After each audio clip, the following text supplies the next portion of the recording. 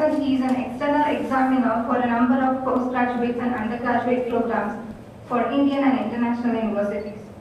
He had been a mentor for about 350 postgraduate students across India, and he is associated with 3 research projects and supervised 18 PhD candidates and holds various awards and distinctions.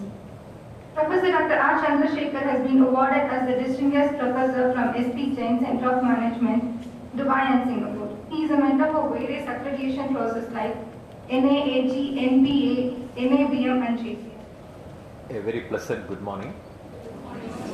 I earnestly appreciate the management of this wonderful institution, Vivekananda Institute of Management Studies, headed by, affectionately called Kudandasamy Anna, and anchored by Dr. Valarmadi, my professoriate colleagues, my friends from other great institutions. A very great good morning to all of you. I wish I should have been a part of this endeavor day one, but I missed the bus because of various other commitments elsewhere, and I am glad that I am here at the end of the program, and I would like to share a few words, and I shall appreciate if you can carry these to your home, to your workplace. Question number 1. In the world ranking, you will see Indian institutions, educational institutions, are not finding its position in first 100, some departments first 200 and first 500, even first 1000. World ranking. In Asian ranking, we are not coming even in first 100. If somebody can think about it very seriously and start understanding the reasons behind why an Indian institution is not becoming one of the top 100 or top 200 in the world, while we claim India is shining, India is glittering, India is developing, India is emerging, and India is all what not. And we speak in tons and tons when we talk about India, especially about education. But when it comes to ranking, we are no way, even compared to some of the developing countries. We are not a developing country, we are not underdeveloped country, we are coming under a new category called emerging country. We are coming under a new category called emerging economy. Perhaps one of the topmost economy in BRICS economy. Maybe people say in 2030 we are going to lead the world. But alas, look at the educational scenario. Where are we? We are no way in even first 100 and first 200. Forget about science, forget about management, forget about engineering, forget about medical science, what not. We have to invest next few minutes in this exercise. Why this is so? Anybody thought of this? The answer is very simple. Even today, most of the educational institutions in India, including IIM, including IIT. For example, I will give a small analogy, a small story to make you understand about it. There are 18 IIMs in India. Do you think all 18 IIMs are equal? 20 plus IITs in India, including the one IIT very close to Coimbatore, IIT Palakkad. Do you think all IITs are equal? What's the answer? Never. IITs are not IITs. IIMs are not IIMs.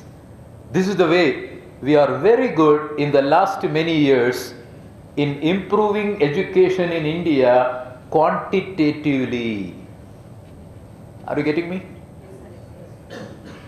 We have expanded the width, but we have never bothered about the depth.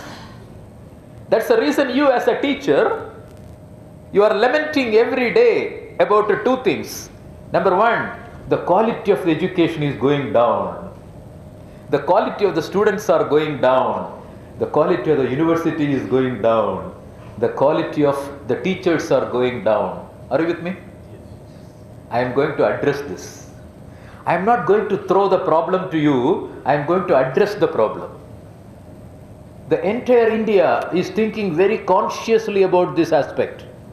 In spite of so many genius people in India, in spite of the fact we invented zero, we invented many things, we are the father of knowledge for many other countries in the world, in education itself we are lagging behind. And if we ask that answer to that question, I should put the question to you again to get an answer from you, and I know very well you will be able to answer my question. The question is this: who are the stakeholders for education? Who are all the stakeholders for education? I need answer from you. Who is this we? Teachers.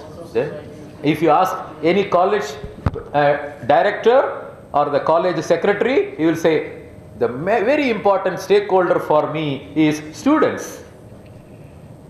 If you ask the government will say the very important stakeholder for me is the parents. The list goes. The list is just swelling. Students, teachers, administrators, state government, central government, public, community. If I ask the person who is sitting in the last bench who could be a placement officer, he will say the very important stakeholder is employers. So the stakeholders are many. But the question, I am now trying to sharpen the tool, and I want you to say the most important stakeholder in the education space. Is it the students? Is it the teachers? Is it the library? Is it the infrastructure? Is it the management? Is it the government? Is it the state government? Is it the central government? To that, the answer to that question is, it is the faculty. We will give a big hand to ourselves. All other stakeholders can contribute, only the faculty can accelerate. It is only the faculty who can accelerate. If MIT, if Harvard, if Oxford, or if Stanford, it is not at its position now because of the building, because of the government policy, because of any other stakeholder other than one very important stakeholder, and that stakeholder is faculty, faculty, faculty. Therefore, this program for the last 2 weeks is highly relevant and to the point. If any institution wanted to develop their status from the current status to a different status. And what is the name of the program? Faculty Development Program.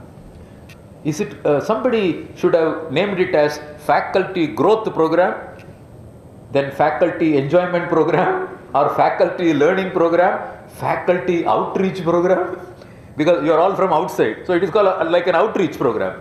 It's an outreach program. Somebody has used the word Faculty Development Program. Now we have to address that. That means what? Every faculty is already qualified.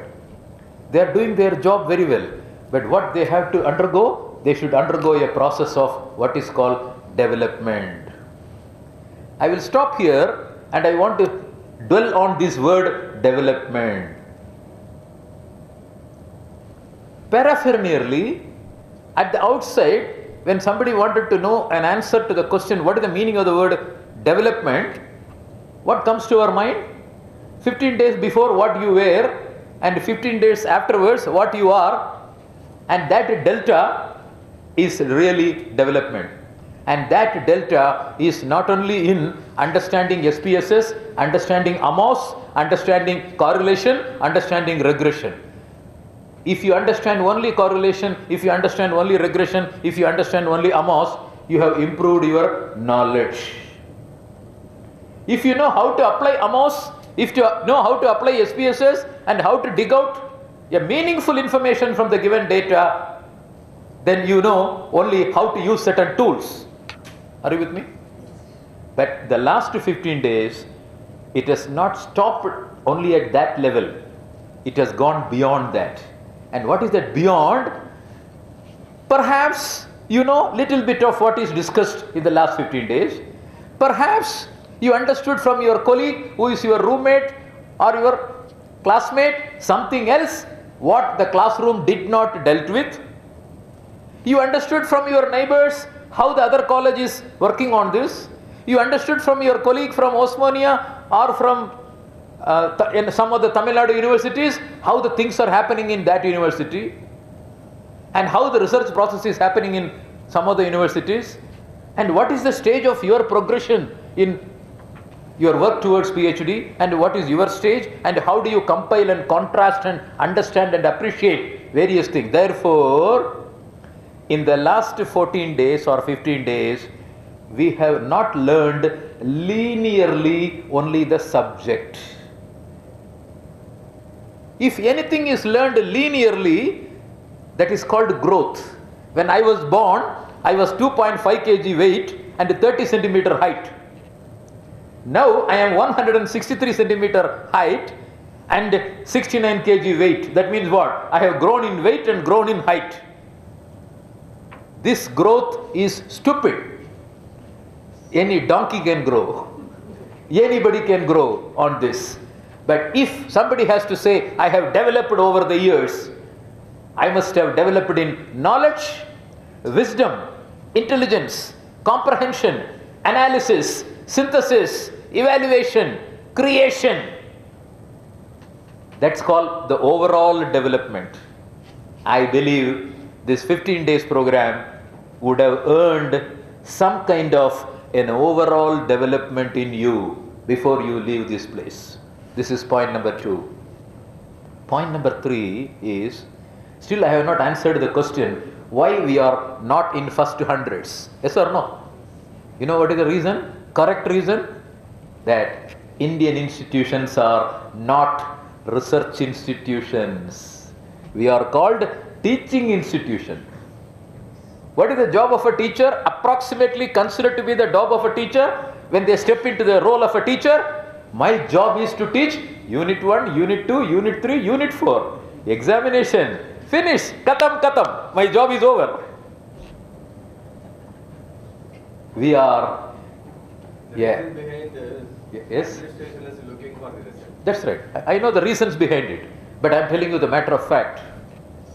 The reason is that we are only a teaching institution. One of the criteria for international ranking is your organization will not be a party in the ranking if your institution is not having research activities. Over. This is the reason many institutions in India fail to qualify to be included in ranking. Forget about ranking. Forget about ranking. They are not qualified to be included in the assay of so many institutions to be considered for international ranking, whether it is an Australian ranking, whether it is a British ranking, or it's an American ranking. Therefore, there is no better time available to all the faculties today in India to understand and appreciate research has come to stay. If two faculties wanted to differentiate themselves distinctly, there cannot be a better factor. Nobody can say, I am teaching for the last 30 years, so that I must be considered with a teacher who is teaching 30 years. No. That has become outdated. That has become obsolete. Don't claim that I have been teaching finance for the last 20 years, so I am a master in that. The methodology of teaching finance has changed. What you have been teaching in the classes in financial management is simply replaced by what is called technology. If you know Peachtree, and if you know in India, what is the software called in finance? Tally. This is almost replacing a teacher for the preliminary level of teaching accounting. Yes or no? The question is, the teaching is taking a different role. Therefore, there is no better time. The teachers have to look at a different role, first to survive, then to grow. If a teacher is not embedded into the new methodology of teaching, the new pedagogy of teaching, the teacher will become redundant, obsolete. No university, no college would like to touch you. Your CV talking about the number of years has become redundant. What is very important is how you teach within that organization, within the classroom. How you excite the students within the classroom.